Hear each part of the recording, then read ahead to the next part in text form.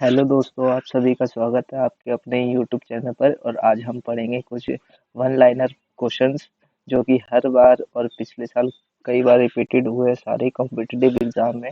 और ये बहुत ही इम्पोर्टेंट क्वेश्चन है, तो जरूर देखिए और पढ़िए इन्हें। तो आज का पहला प्रश्न है, गांधी फिल्म में गांधी की भूमिका किसने निभाई? तो गांधी फिल्म में गांधी की भूमिका निभाई थी बेन किंग्सले ने। दूसरा प्रश्न है, शिक्षक दिवस कब मनाया जाता है? तो शिक्षक दिवस मनाया जाता है 5 सितंबर हर साल। जापान पर परमाणु बम कब गिराया गया था? तो जापान पे परमाणु बम गिराया था 1945 में। भाखड़ा नांगला बांध किस नदी पर स्थित है? तो ये सतलुज नदी पर स्थित है। पांचवा प्रश्न है, भारत की राष्ट्रीय पुष्प क्या है? तो ये सभी को मालूम होगा कि भारत का राष्ट्रीय पुष्प कमल है।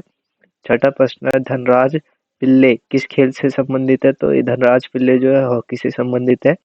सातवां प्रश्न, संयुक्त राष्ट्र संघ यूएनओ की सुरक्षा परिषद में कितने स्थायी सदस्य हैं? तो 5 स्थायी सदस्य होते हैं।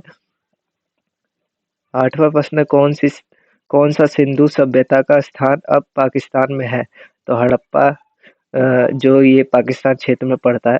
नौवां प्रश्न है, चौथ नामक कर किसके द्वारा लगाया गया था? चौथ जो है वो मराठों द्वारा लगाया गया कर था। 10वां प्रश्न, मुगल बादशाहों का सही क्रम है? मुगल बादशाहों का क्रम है, पहले बाबर, फिर हुमायूं, फिर शेर शाह सूरी, इस्लाम शाह सूरी, हुमायूं, अकबर ए आजम, जहांगीर, शाहजहां ए आजम, आलमगीर बहादुर शाहजहां और फर्रुखशियार रफी उल दर्जत शाह द्वितीय, मोहम्मद शाह, अहमद शाह बहादुर, अलमी आलमगीर द्वितीय, शाहजहां तृतीय, शाह आलम द्वितीय, अकबर शाह द्वितीय, बहादुर शाह द्वितीय। 11वां प्रश्न है, भूमिदान आंदोलन किसने शुरू किया था? तो भूमिदान आंदोलन करा था विनोबा भावे ने। ये भी बहुत इंपॉर्टेंट क्वेश्चन है। 12वां प्रश्न है, भारत में अंग्रेजी शिक्षा का किसने शुरू की? तो अंग्रेजी शिक्षा की थी लॉर्ड मैक्यूले ने भारत में। फ्लाइंग सिख के नामक फ्लाइंग सिख के नामक से किसे जाना जाता है? फ्लाइंग सिख, ये भी बहुत इंपॉर्टेंट क्वेश्चन है। मिल्खा सिंह को जाना जाता है फ्लाइंग सिख के नाम से। नींबू और संतरे में कौन सा विटामिन पाया जाता है? तो विटामिन सी, खट्टे खट्टी चीज में विटामिन सी पाया जाता है। 15वां प्रश्न है, उदय शंकर किससे संबंधित है? तो उदय शंकर जो है नृत्य से संबंधित है। संविधान के प्रारूप समिति के चेयरमैन कौन थे? तो डॉक्टर भीमराव अम्बेडकर थे। 17वां प्रश्न है, त्रिसत्रीय पंचायती राज व्यवस्था में सर्वोच्च स्थान पर क्या होता है? तो होता है जिला परिषद। 18वां प्रश्न है, लक्षद्वीप की राजधानी क्या है? तो लक्षद्वीप की राजधानी कावरत्ती होती है। श्रीलंका की मुद्रा क्या है? तो रुपया है। 20वां प्रश्न है, डिस्कवरी ऑफ इंडिया नामक पुस्तक किसने लिखी? तो डिस्कवरी ऑफ इंडिया जो है जवाहरलाल नेहरू की लिखी गई पुस्तक है। 21वां प्रश्न है, गुरुत्वाकर्षण की खोज किसने की? तो न्यूटन के द्वारा की गई थी। नोबेल पुरस्कार प्राप्त करने वाले प्रथम भारतीय कौन थे? तो रविंद्रनाथ टैगोर को सबसे पहले नोबेल पुरस्कार मिला गया था। 23वां प्रश्न है, द्रोणाचार्य पुस्तक किससे संबंधित है? तो ये श्रेष्ठ गुरु परीक्षक से संबंधित है। खजुराहो स्थित कहाँ है? खजुराहो जो है वो मध्य प्रदेश में पड़ता है। राष्ट्रीय रक्षा अकादमी स्थित कहाँ है? तो राष्ट्रीय रक्षा अकादमी जो है ये पड़ता है देहरादून। रामाकृष्ण मिशन की स्थापना किसने की? तो ये की थी स्वामी विवेकानंद ने। भारतीय नामक समय आधारित है। भारतीय जो मानक समय जो है ये है 82 डिग्री 30 मिनट्स पूर्व देशांतर पर।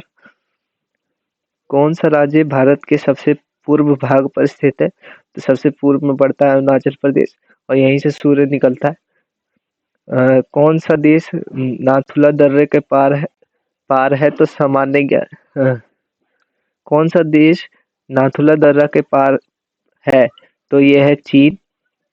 अ, पृथ्वी के नजदीक वायुमंडल की सबसे निचली परत है सौरमंडल। 31वां प्रश्न, भारतीय सेना में विजयंत नाम है एक टैंक का।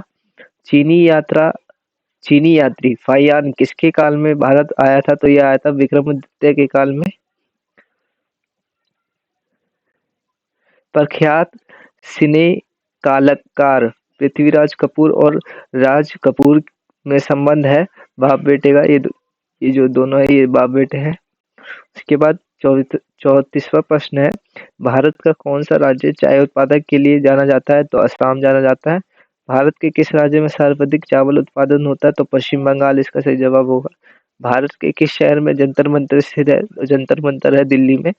भारत के किस राज्य में दार्जिलिंग स्थित है? तो ये पड़ता है दार्जिलिंग पश्चिम बंगाल में है। तेलुगु किस राज्य की राजभाषा है? तेलुगु ये बोली जाती है आंध्र प्रदेश में। हॉकी खेल में प्रत्येक टीम में कितने खिलाड़ी होते हैं? तो 11 होते हैं। बांग्लादेश की मुद्रा का क्या है? तो बांग्लादेश की मुद्रा टका है। नील नदी के किनारे कौन सा सभ्यता विकसित हुई थी? नील नदी के किनारे हुई थी मिस्र की सभ्यता। किस स्थान पर महात्मा बुद्ध ने ज्ञान प्राप्ति की थी? तो ये गया, बोध गया में यहीं पे महात्मा बुद्ध को ज्ञान प्राप्ति हुई थी। प्रसिद्ध नाटक शंकुतला किसने लिखी थी? तो शंकुतला जो है ये महाकवि कालिदास की लिखी गई रचना है। ज्वार सबसे ऊंचा कब होता है? तो जब सूर्य और चंद्रमा पृथ्वी के एक ही ओर होता है तब ज्वार ऊपर होता है। कौन सा राज्य भारत के वृद्ध प्रायद्वीपीय पठार का भाग नहीं है? तो ये है मध्य प्रदेश। खैबर दर्रा स्थित है। खैबर दर्रा जो है अफगानिस्तान और पाकिस्तान के बीच में है। 47वां प्रश्न है, कौन सी नदी प्रायद्वीपीय पठार से नहीं निकलती है? तो ये नहीं निकलती है, ये है यमुना। कौन सा शहर गंगा के तट पर बसा है? तो गंगा के तट पर बसा हो गया शहर कानपुर। भारत एक धर्मनिरपेक्ष देश है, इसका तात्पर्य है भारत का कोई राज्य स्तर पर धर्म नहीं। राष्ट्रीय राजमार्ग नेशनल हाईवे जोड़ता है व्यापार केंद्र और राज्य की राजधानी को।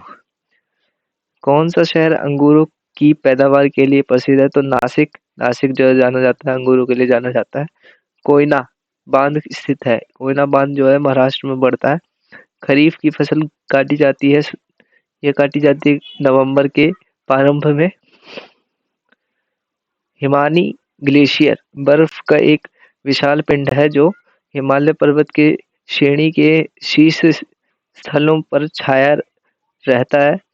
कौन सी कांतरित शैल है? कांतरित शैल जो है संगमरमर इसका सही जवाब होगा। अगला प्रश्न है, सार्क का पूर्ण रूप क्या है? South Asian Association for Region Corporation इसका फुल फॉर्म होगा ये।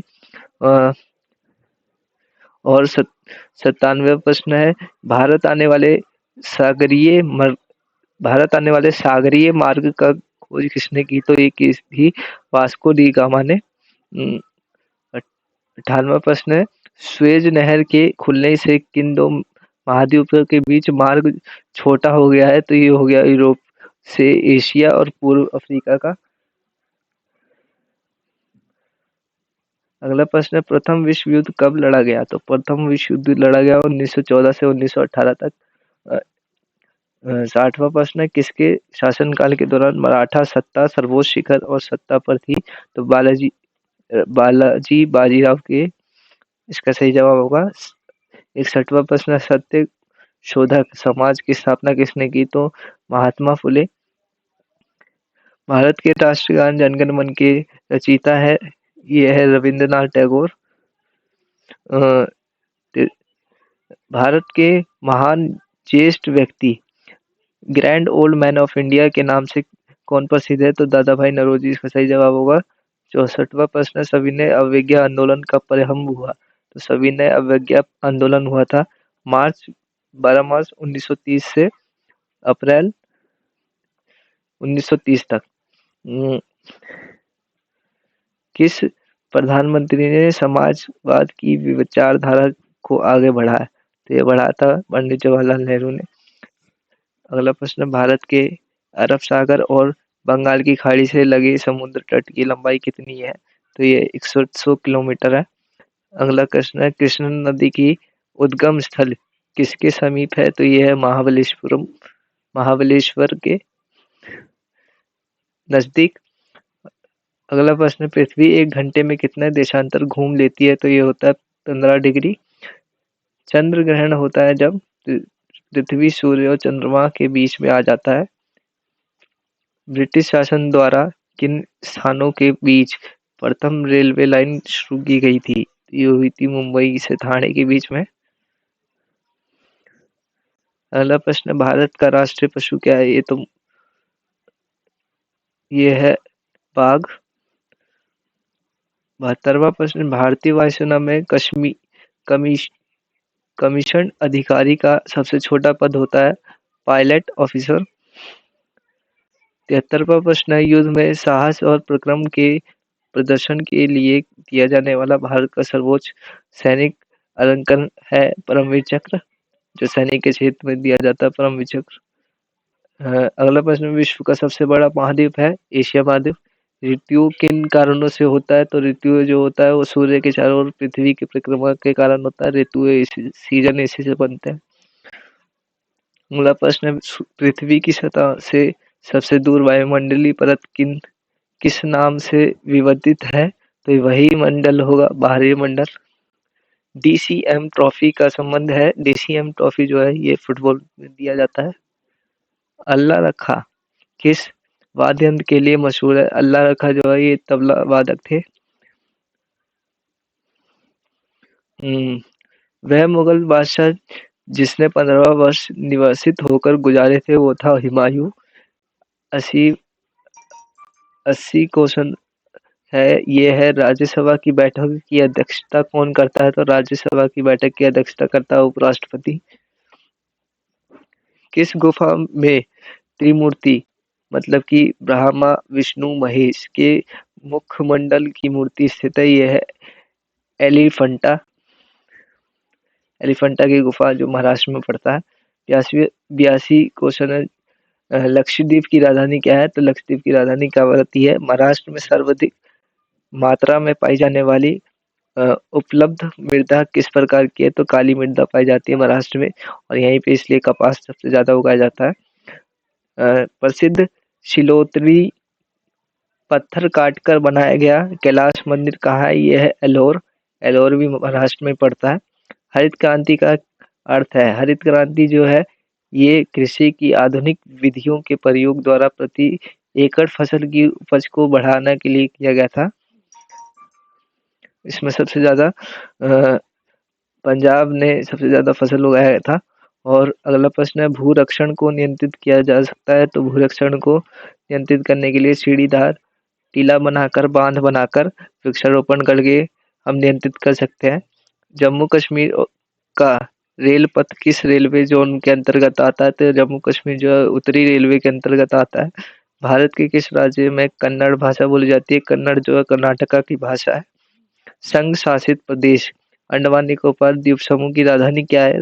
तो इसकी राजधानी पोर्ट ब्लेयर। 90वां क्वेश्चन है, विश्व महाकाव्य महाभारत के रचयिता कौन थे? तो वेद व्यास होंगे, महाभारत के रचयिता वेद व्यास। गीतांजलि की कवि कौन है? रविंद्रनाथ टैगोर।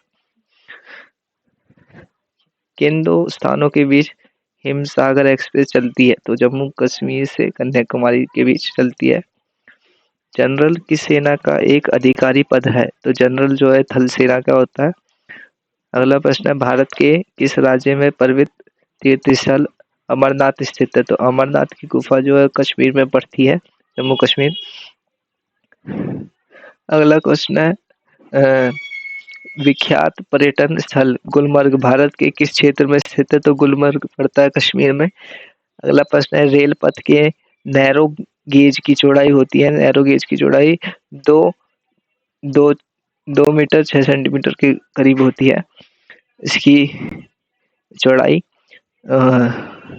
अगला प्रश्न है, किस देश को उगते हुए सूरज की भूमि कहा जाता है? तो ये कहा जाता है जापान को, क्योंकि सबसे पहले यही सूरज उगता है, इसलिए उसे उगते हुए सूरज की भूमि कहते हैं। कौन सा शहर मध्य प्रदेश की राजधानी है? तो मध्य प्रदेश की राजधानी भोपाल है। और आज का आखिरी सवाल है, पृथ्वी का एकमात्र प्राकृतिक उपग्रह है चंद्रमा। और यही थे आज के कुछ महत्वपूर्ण सामान्य ज्ञान के वन लाइनर प्रश्न जो कि आपको अच्छे लगे होंगे। और हमारी वीडियो अगर आपको पसंद आई तो इसको लाइक करो और चैनल को सब्सक्राइब करो। Thank you for watching this.